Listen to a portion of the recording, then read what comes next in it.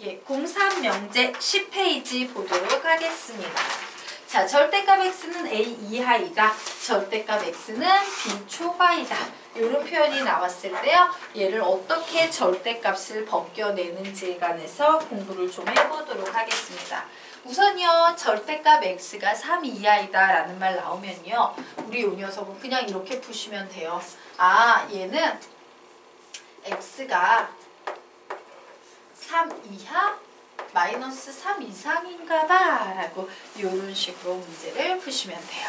그래서 선생님이 보통 이 녀석을 어떻게 설명하냐면 얘는 3보다도 작잖아. 자, 절대값을 포함한 부등식 같은 경우엔 그림이 두 개로 나옵니다. 요렇게 조그만한 범위 그림하고요. 요렇게 무한히 쫙 뻗어나가는 그림하고 두 개로 나뉘어져. 그럼 어떻게 판단한다? 3보다도 작으면 이런 그림이 나오는 거고 3보다 크면 이런 그림이 나오는 거예요. 그리고 등호가 있으면 그림에서 이렇게 새까맣게 칠해주는 거고 등호가 없으면 그림을 뻥 뚫어주는 거야. 자, 그림으로 치자면요. 이런 그림이 나오는 겁니다.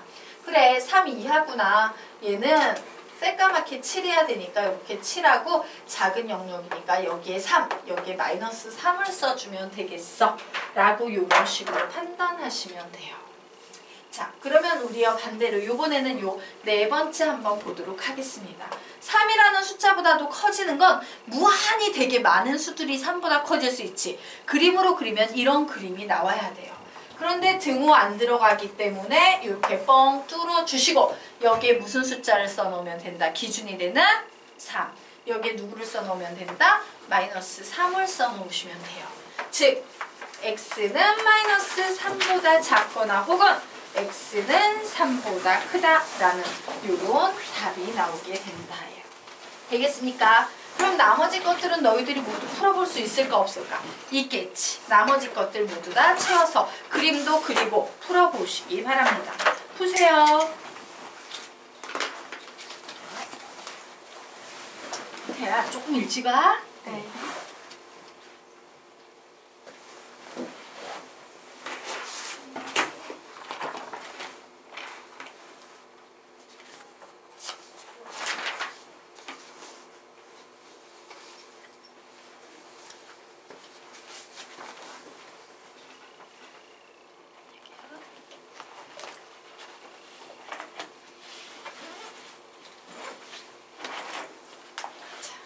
태형 물격 때문에 선생님 다시 한번 설명드릴게요.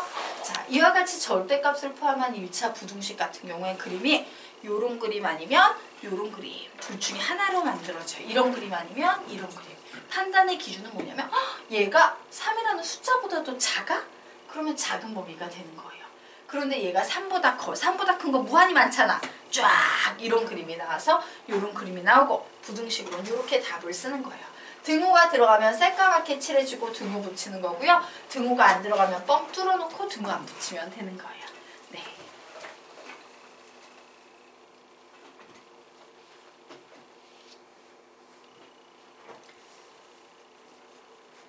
자, 다 하셨나요? 같이 해볼까요? 어머, 5보다도 작은데 뻥 뚫려있네? 요렇게 쓰고 마이너스 5 쓰시고 x는 마이너스 5보다 크고 5보다 작다 쓰시면 되죠. 어머, 얘 7보다도 작거나 같으니까 요런 그림 그리면 되고 마이너스 7 쓰시고 x는 마이너스 7 이상 7 이하라고 답을 내시면 되죠. 와, 5보다 큰 건 무한히 쭉 나가니까 등호 들어가 있으니까 우선 그림 이렇게 그리고 이쪽에 마이너스 이쪽에 5를 쓴 후에 x는 마이너스 5보다 작거나 같다. 5와 x는 5보다 크거나 같다 라고 답을 내시면 되겠죠. 자, x가 7보다 크다 이런 그림 나오겠죠. 그래서 이런 식으로 그림 그려주시고 마이너스 7 붙인 상태에서 x는 마이너스 7보다 작거나 혹은 x는 7보다 크다 라고 답을 내주시면 되겠습니다. 자, 여기까지 됐죠? 그러면 지금부터 아래 있는 문제를 한번 풀어보시기 바랍니다. 문제 풀어보세요.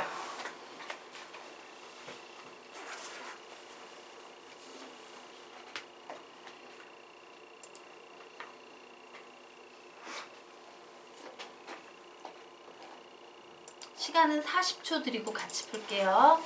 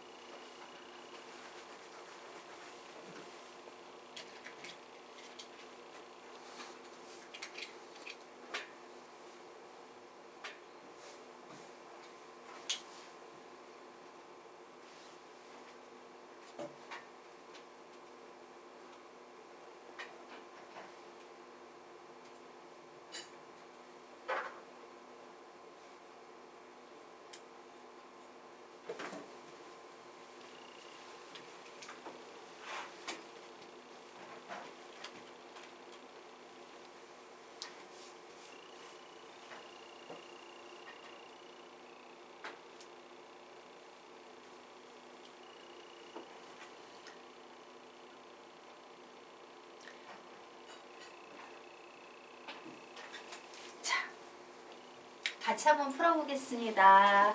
자, 여러분 여기에 보니까요. 절대값 기호가 붙은 부등식이 나와 있어요. 자, 그럼 우리 복습해볼까? 절대값 기호가 붙은 부등식은요. 두 가지 유형이 있었다. 요런 식의 유형과 요런 식의 유형 두 가지가 있었어. 기억하시죠? 그러면 너희들에게 질문해보겠다. 너희들은 이 위아래 중에서 뭐가 더 쉽게 느껴져? 공부할 때? 위가 훨씬 쉽게 느껴질 거예요. 왜? 얘는 범위 하나로 끝나지만 얘는 이 범위 혹은 이 범위, 범위가 두 개나 되잖아. 그래서 얘가 훨씬 어려운 개념이야. 개념적으로는.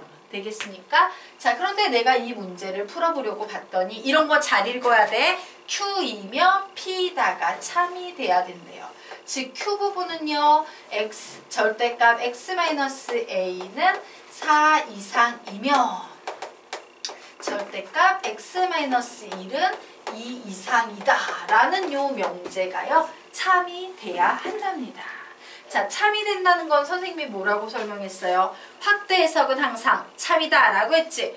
요 범위가 요 범위 안에 쏙 포함이 돼야 돼요. 즉 작은 범위에서 큰 범위로 확대돼야지만 얘는 참이다 라고 얘기할 수 있어. 그런데 문제는 이거는 범위 몇 개짜리야? 2개짜리. 얘 범위 몇 개짜리야? 2개짜리. 이거 좀 힘들 것 같아. 그래서 선생님 뭔 짓을 할 거냐면 이 명제 너무 좀 복잡하고 어렵다. 이럴 때 써먹는 게 있지. 어제 배웠던 누구? 이 명제의 대우를 이용해서 문제를 푸시면 돼요. 자, 그래서 요 녀석 결론부를 앞으로 빼면서 부정해버릴 거야. 그럼 뭐가 돼? 절대값 x-1은 2 미만이다. 얘를 부정하면 이렇게 되는 거예요. 이면 자, 이제 여기에 있는 가정부가 뒤로 오면서 부정이 됩니다. 절대값 x-a는 4 미만이다. 요런 명제로 바뀌어버리죠. 그럼 문제가 어떻게 됐어? 갑자기 훨씬 쉬운 문제로 바뀌어버리는 거예요. 자, 요 녀석 풀어보도록 하겠습니다. 얘는요. x-1은 -2보다 크고 2보다 작다. 즉 x는 -1보다 크고 3보다 작다라는 영역입니다. 자, 요 녀석 풀어볼게요. x-a는 -4보다 크고 4보다 작다예요. 즉 x의 범위를 구하면 a-4보다 크고 a 플러스 4보다 작다의 영역입니다. 자, 그림으로 한번 그려볼까 합니다. 얘가 참이 되기 위해서는요. -1에서 3에 해당되는 요 범위가 결론부에 해당되는 이 범위보다 작아서 요 안에 쏙 들어가야 돼요. 즉 무슨 얘기냐? 가정부에서 결론부로 확대돼야지만 얘는 참이다 라고 얘기할 수 있다는 얘기예요. 맞나요? 자, 이런 그림이 나오기 위해선 a-4는 -1보다 작으면 좋지. 같아도 될까 안 될까? 같아도 될까 안 될까? 돼요. 포함되기만 하면 되기 때문에. 왜? 선생님이 이런 얘기를 했죠? 부분집합, 포함관계만 만족시키면 이 명제는 참이다가 되는 거야. 적국주어사를 놓고 찌르기 가르쳤잖아. 부분집합만 되면 되는데 자기 자신은 자기 자신의 부분집합이기 때문에 등호 들어가도 돼요. 또한 a 플러스 4는 3보다 크면 좋지. 같아도 될까 안 될까? 됩니다. 자, 요거 두 개는 AND로 만족해요? OR로 만족해요? AND로 만족해야 돼. 이쪽 편도 만족시키고 요쪽 편도 만족시켜야 됩니다. 그래서 A의 범위를 구하면 양변에 4를 더해서 3 이하 이렇게 나오고요. a의 범위를 구하면 양변에 빼기 4를 해서 마이너스 1 이상 나오네요. 자, 그러므로 a의 값의 범위를 구하면 마이너스 1 이상 3 이하라는 답이 나오겠습니다. 그래서 선생님이 여러분에게 하고 싶은 말은 뭐냐면요. 대우! 이거 엄청 중요한 거예요. 여러분이 어떤 문제를 풀다가 좀 어렵다 싶으면 대우를 한번 떠올려 보세요. 대우로 바꿨을 때 쉽게 풀리는 문제들이 굉장히 많을 거예요. 되겠습니까? 네. 자, 그러면 이제 페이지 넘겨서 우리 11페이지 들어가도록 하겠습니다. 자, 11페이지 보도록 할게요. 예, 또 요거 알아둬야죠. 자, 이거 우리 수학상 복소수 파트 부호 판단하기에서 배웠던 개념입니다. xy 곱한 것이 0보다 크다는 것은 xy가 서로 같은 부호라는 얘기고 xy 곱한 것이 0보다 작다라는 것은 xy가 서로 다른 부호인 걸 의미한다. 뭐 이런 거 배웠었죠? 그래서 정리합니다. xy가 0보다 크다는 것은 x가 플러스일 때 y가 플러스가 되거나 혹은 x가 마이너스일 때 y가 마이너스란 얘기다. 즉 수식으로 표현하면 x가 0보다 크면 y는 0보다 커야 되고 5와 x가 0보다 작으면 y는 0보다 작아야 된다라는 이런 의미를 가지고 있고 우리는 이것을 보고 xy는 서로 같은 부호다라고 얘기한다 라고 부호 판단하기에서 배웠어요.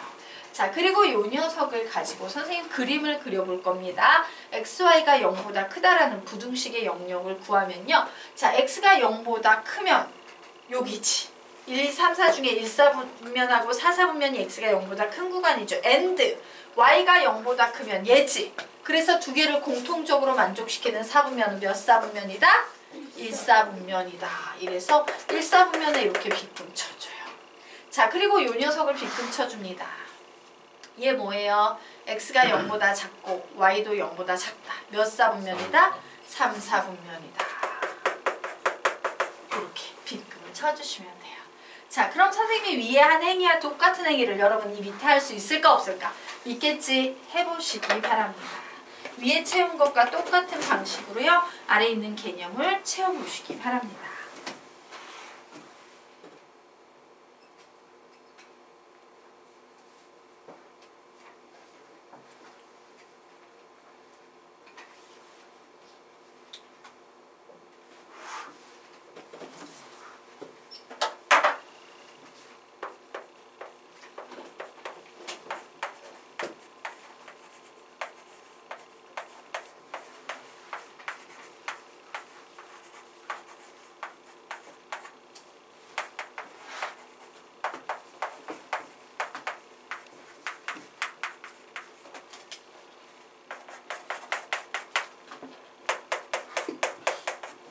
예. 자, 선생님이 칠판에 적어놓은 것과 똑같이 필기가 됐는지 확인하고 넘어가도록 하겠습니다. 정리하십시오.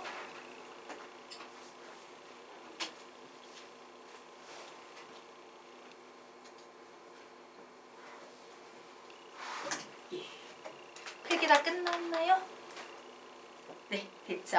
자, 그러면 우리요 이제요 절대값의 성질에 관해서 배울 거예요. 사실 우리 지금 배우고 있는 내용들 거의 대부분 수학상에서 이미 배웠던 내용들이야. 그런데 선생님이 한 번 또 가르치고 있어요. 이유는 뭐냐면 요 명제 파트 숙제를 하다 보면요. 야, 이게 옳으냐 그르냐 라고 묻는데 그 내용 중에 상당수가 수학상에서 넘어온 것들이 많아요. 그래서 여러분이 잊어버렸을까봐 선생님이 문제 잘 풀라고요. 한 번 더 수학상에서 특히 명제 파트와 결합해서 나오는 개념들을 설명드리고 있는 겁니다. 자, 그럼 우리요 지금부터 절대값의 성질에 대해서 보도록 하겠습니다. 자, 절대값을 벗겨내기 위해서는 절대값 안을 0으로 만드는 값을 기준으로 분류해야 된다. 이래서 분류했어요. 이때 이 절대값 안에 들어가는 x가 0 이상일 때는 이 절대값 벗겨진 녀석이 어떻게 나온다? x로 나온다. 하지만 x가 0보다 작을 때는 절대값 x를 벗겨내면 뭐로 나온다? 마이너스 x로 나온다죠.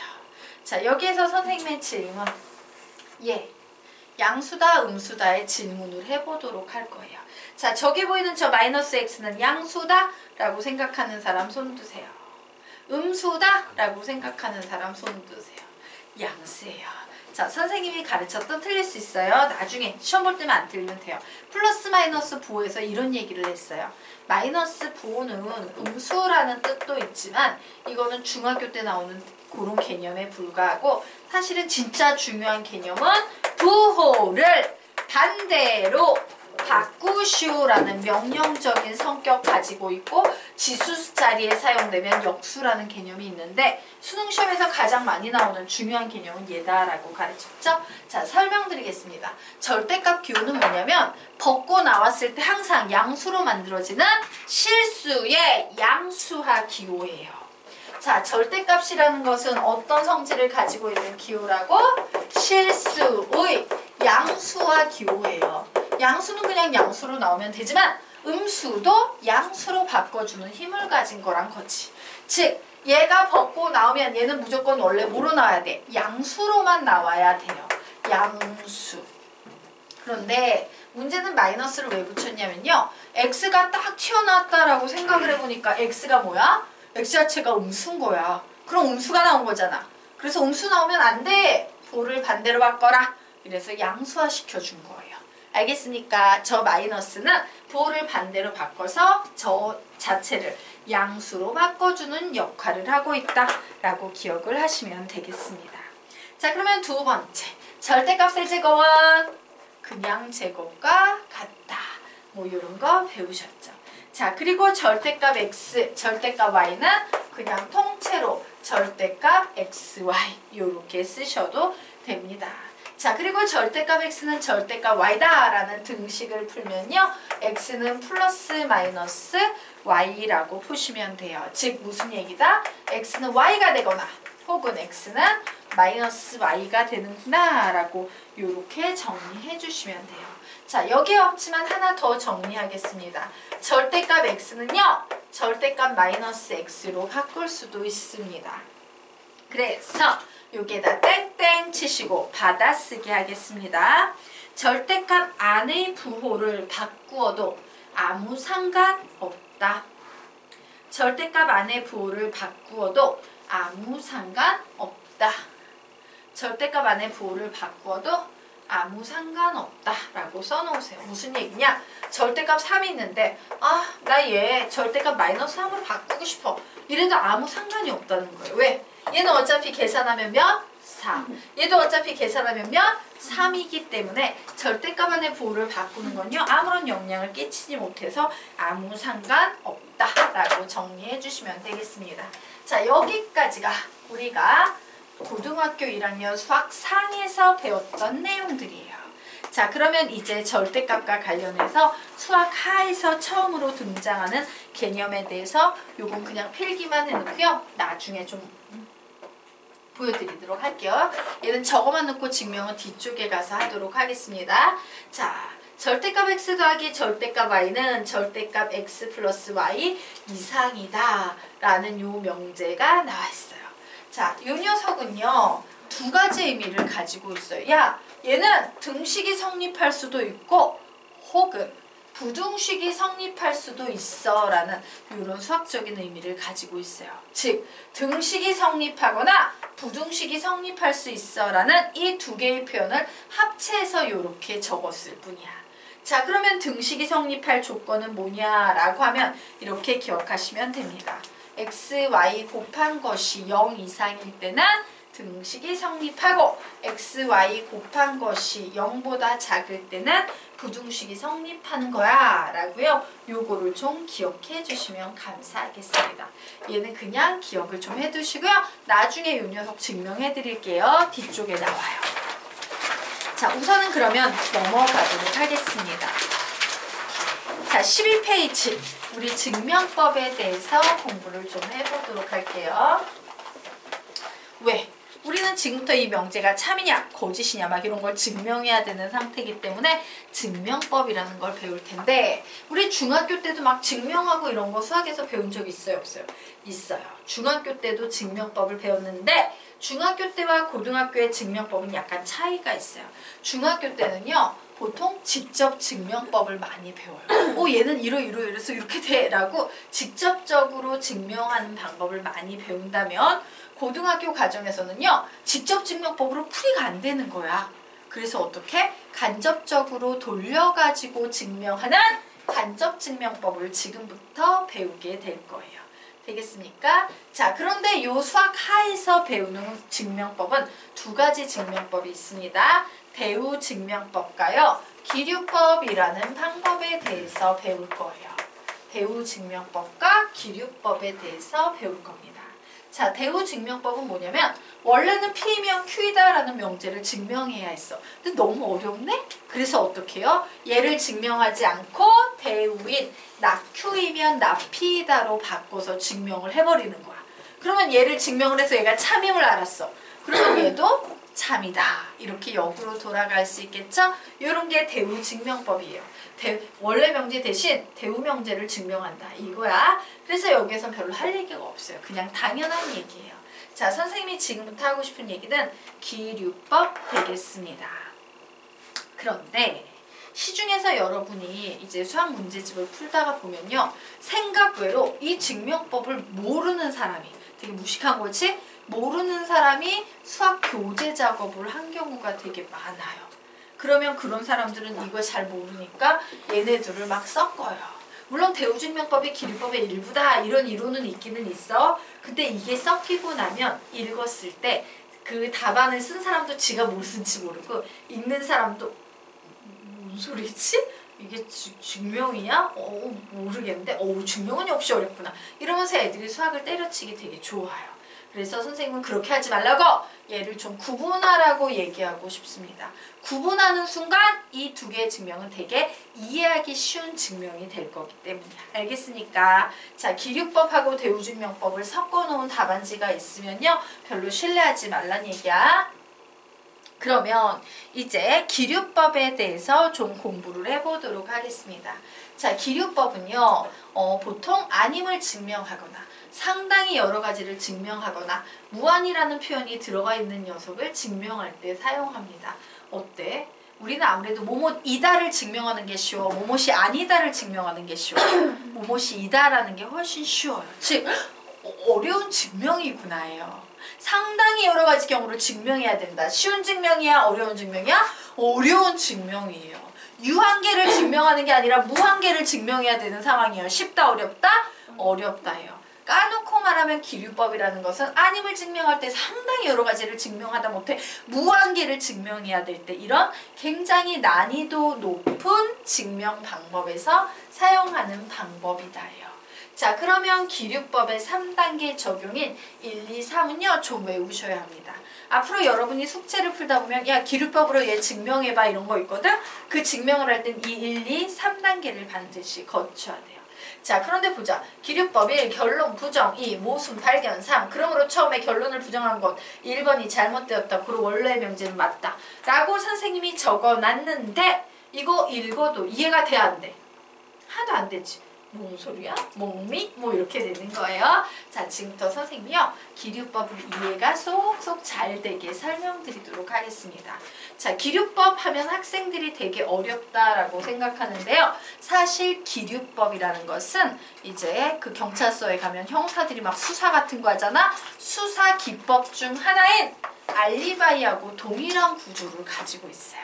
기류법은 알리바이라는 수사기법과 동일한 구조를 가지고 있습니다. 자, 무슨 얘기인지 한번 선생님 설명을 드리도록 할게요. 자, 선생님이 어느 날 부산을 이제 놀러 가는 거예요. 자, 그래서 아침 8시에 부산에 놀러 가가지고 국제시장에서 실컷 맛있는 거 막 먹고 돌아다니면서 놀았어. 그러다가 이제 오후 3시 정도 됐을 때 계룡으로 돌아와야겠다 라는 생각을 해서요. 기차역으로 가가지고 기차를 타고 대전으로 이제 쫙 온 거예요. 그래서 오후 6시쯤에 대전에 도착했습니다. 자, 그리고 1시간이 걸려서 오후 7시에 선생님이 계룡에 도착했어요. 이게 선생님의 하루 일과였어, 그날. 그런데 7시 이제 집에 왔네? 즐겁네? 이러면서 띵띵띵띵 누르고 문을 딱 열었어요. 이 성원 아파트를 딱 열었는데 이 안에 시체가 있는 거야, 시체. 막 피범벅이 돼가지고 어떤 남자가 죽어있는 거예요.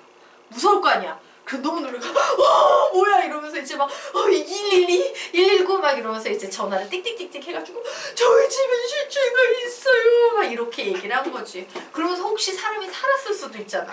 겁나니까 어떡해. 혹시 살았나 해가지고 막 일어나요 으악 죽었어 막 혼자서 이렇게 생쇼를 하면서 전화를 했더니 이제 막 소방관 아저씨들이 막 오고 119에서도 오고 이제 경찰서 112에서도 막 온 거예요. 와서 그 사람들이 딱 보는 건 뭐야. 막 나도 막 시체를 막 만지면서 일어나세요 이거 했으니 막 피가 묻었을 거 아니야. 막 이렇게 막 피가 묻어있고 어떤 사람이 막 칼에 찔려가지고 죽어있는 거야. 그러면 제일 첫 번째로 용의자로 지목이 될 사람은 누구야? 그 상황에서? 선생님일 거 아니야. 선생님 집인데 선생님 집에 남자가 죽어있는데 내가 피를 묻히고 있잖아. 그래서 이제 경찰들이 아무래도 당신 용의자인 것 같아. 가자! 이러고 선생님을 막 질질질질 끌고 가는 거야. 그런데 선생님은요 똑똑한 수학선생님이었던 거지. 그 당혹스러운 순간에 무슨 생각을 했냐면 이런 생각을 한 거예요. 나는 지금 내가 해야 될 일은 김미애 선생님 이름입니다. 김미애가 범인이 아님을 증명해야겠구나 라는 생각을 머릿속에서 한 거야. 얘네가 나 범인이라고 끌고 가고 있으니까 내가 지금 범인이 아님을 증명해야겠구나. 그리고 이 생각을 하는 순간 딱 떠오르는 생각이 뭐야? 잠깐 아님을 증명할 때 사용하는 방법은 바로 기류법. 이게 또 머릿속에 떠오른 거지. 그리고 선생님은 이제 생각합니다. 잠깐 기류법의 제일 첫 번째 단계가 뭐였지? 맞아. 결론 부정 단계였어. 맞습니까? 자, 결론 부정 단계는 어떻게 하는 거냐면요. 여기서 김미애가 범인이 아니다잖아. 결론을 부정하면 뭐가 돼? 김미애가 범인이다가 되는데요. 거기서 끝나면 안 돼? 그럼 깜빵 갑니다. 이렇게 하는 거예요. 김미애가 범인이다. 에서 멈추면 안 된다 그랬지. 반드시 뒤에 라고 가정하자. 이런 말을 붙이셔야 돼요.